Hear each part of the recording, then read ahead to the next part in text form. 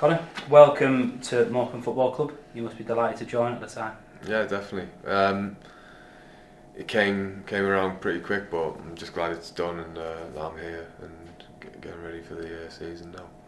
Just give us a bit of a flavour of how it did come about. Was it conversations between yourself, your agent, the manager? Well, Barry Roach, he messaged me a few weeks ago. Actually, I say a few weeks ago, about a couple of months ago, just seeing where I was at the end of the season, and nothing really come of it. And then all of a sudden, Greg Strong, who was a big part of me signing here, he called me up and he sold the club to me really well, and then basically what happened just snowballed from there. And then there was other clubs that were interested, but Morecambe just seemed to have pushed the ball out a little bit more for me, and that's where I decided to come here. Just give us a taste of what that vision that was sold to you, because obviously you would have known Greg from your time at Salford, and obviously you said he's instrumental in the move. Just give us a bit of a taste of what the conversations were that he had. Greg just said that'd be a great addition to the team, and he knows what I'm about. Big character, and he saw me play at Salford, and he said he liked what he saw, and I guess he just kind of sold the club really well to me, and the way I felt about coming here because of him. And then I had a chat with the manager, with Derek, and that seemed to go really well. And then literally I came up, see the club, talk to the people around here, and then signed on the same day, really. How nice is it to get it done after obviously your contract coming to an end at Preston? You don't want to have too much time sitting around doing nothing. You want to get back into it straight away. No, of course. I think as well, I got married this summer, and there was a lot of things going around that I didn't really want to. I wasn't really focusing on football at the time. I wanted to get married to my wife, and I wanted to go on my honeymoon and enjoy that.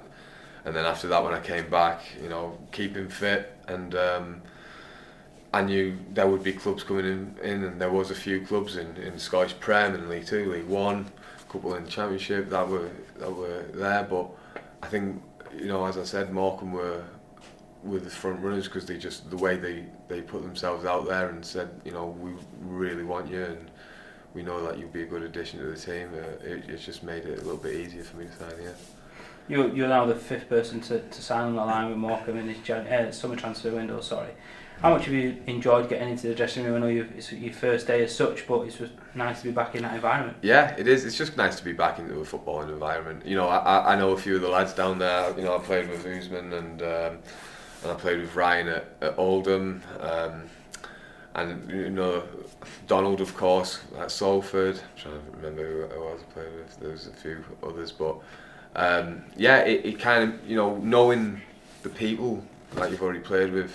Knowing that they're already here, it makes it that much easier just to talk to them, and then you can talk to the other lads that they're talking to, and you just settle in pretty easy. I'm quite a loud guy anyway, so I'm pretty easy to settle in anyway.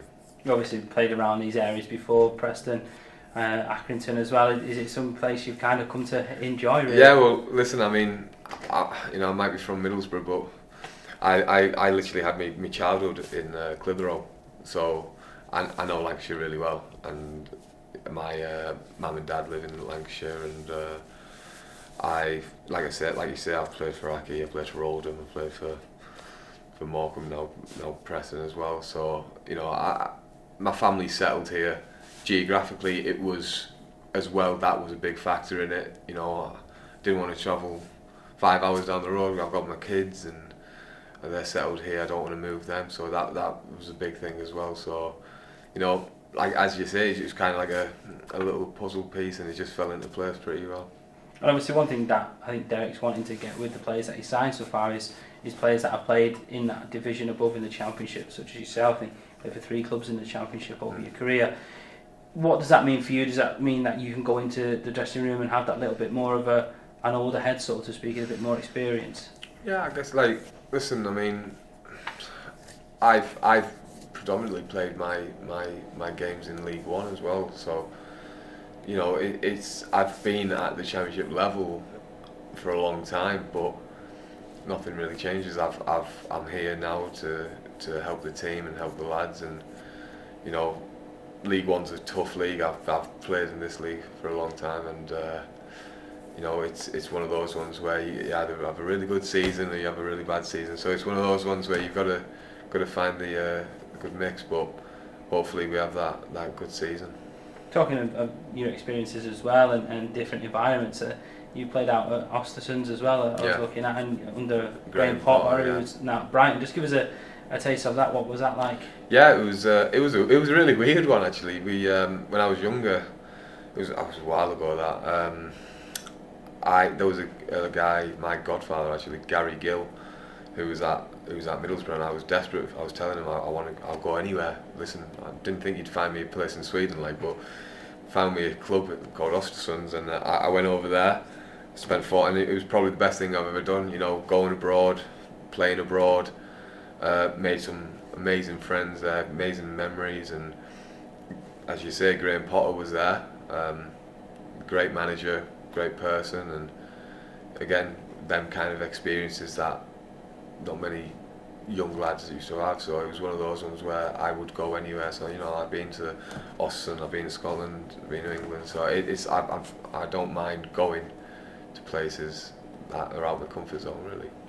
And then just how much are you looking forward to battling it out with?